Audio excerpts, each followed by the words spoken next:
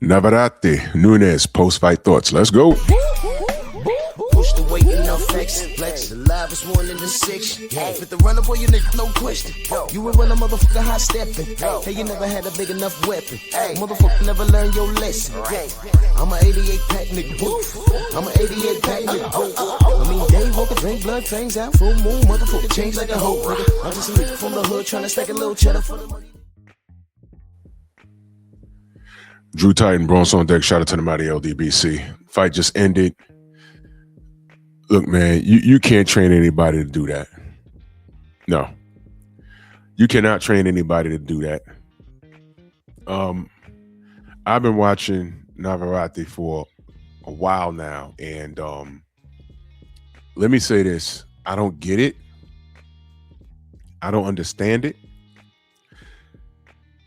But that's what makes him fun to watch.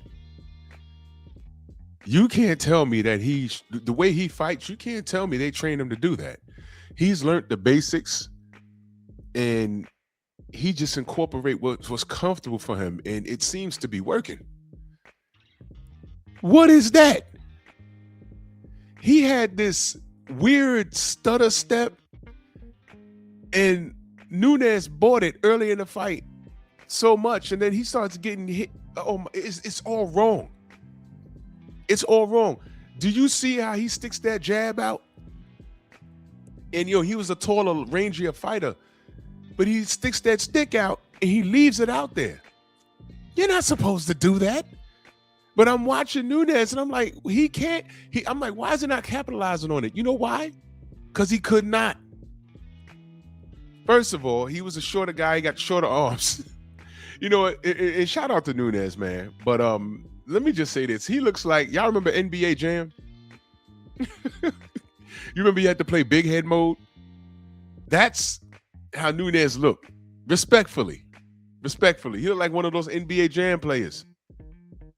Crazy stuff, man. Then when he closes the distance, you think the shorter guy, the powerful guy, would have some success on the inside. No. No, because the taller, rangier Navarrete, he got hands on the inside. He's throwing these uppercuts and slipping. So he knows what he's doing. It just looks crazy. It looks awkward as hell. I'm watching this like, what am I looking at? And this is every time I see this man fight. I'm like, all right, today he's gonna get caught. And it never happens.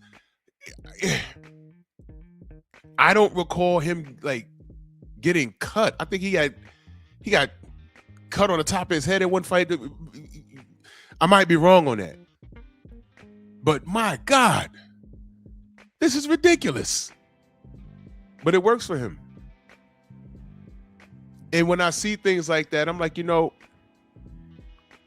he's making Nunez so uncomfortable. And then by round 3, he ran away with it, man. He's landing jabs and short hooks on the inside.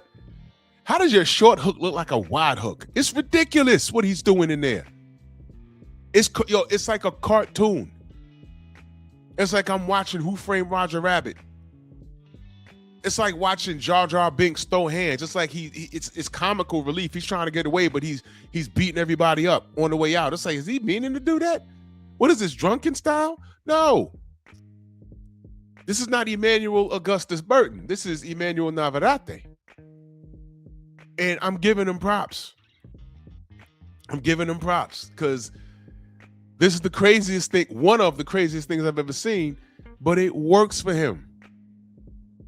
Now, Nunez, they tried, and they just didn't have the remedy.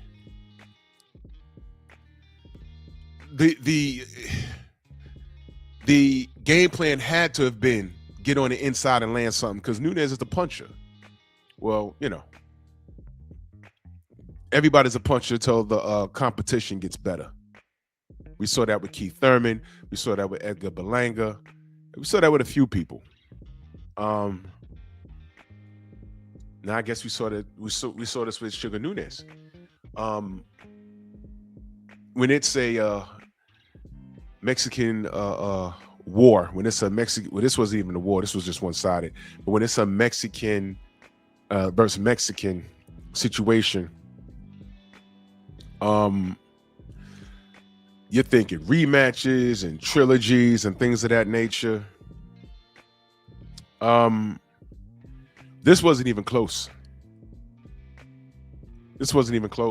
And a rematch, if the rankings and the business match up, then sure.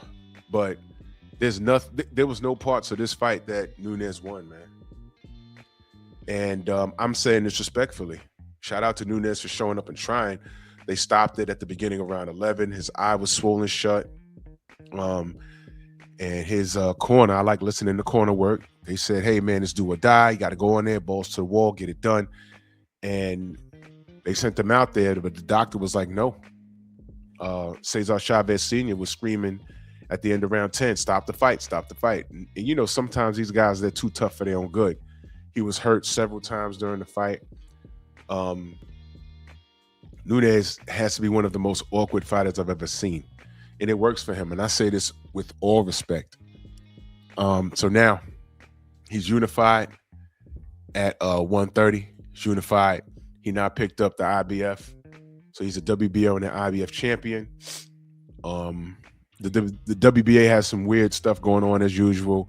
Jaza Dickens is a WBA champion, and El Noir Samidov is an interim. I hate that situation, you know. Shout out to Zoo for clean all this crap up, whatever. But there's a man by the name of Oshaki Foster that's the WBC champion. I hate that sanctioning body. I wish everybody ranked in the WBC from strawweight all the way up to heavyweight will just jump out the rankings, because they're not doing anything right by you. They already showed you what they will do if the business is matching up for Mauricio Sillyman. Raymond Ford, get out. Mark Masayo, get out. Gary Russell Jr., just get out. Oshaki, you know, got love for you, brother. But if you're not fighting Emmanuel Navarrete, go up to 35 and see what you can do. They asked Navarrete about Oshaki Foster at the end of the fight. He said he's gonna, you know, go home. You know, typical thing. I'm not gonna make any decisions right now.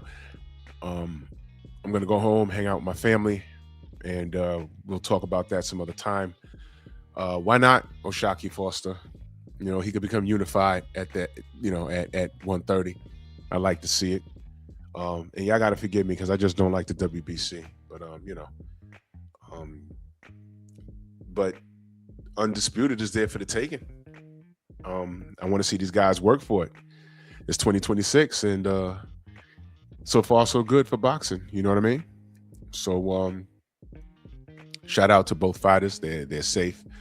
Navarrete was just too much. The experience was too much. The awkwardness was too much. And I'm watching it like the stutter step, the off balance, the weird hooks. And then when Nunez closed the distance, surprise, surprise, he could fight on the inside. It was just crazy. I'm watching this like, oh my gosh, this is ridiculous. It's weird. And they prepared for it. But like Floyd Mayweather Jr. said, you can have a game plan, you can watch all the tape, but it's different when you're in there. And I gotta say that tonight was one of those nights. It's different when you're in there, 100% different. But it was a fun fight to watch. Shout out to both of them. I want to see what Navarrete does next, man. Y'all let me know what y'all think. Bronx on deck.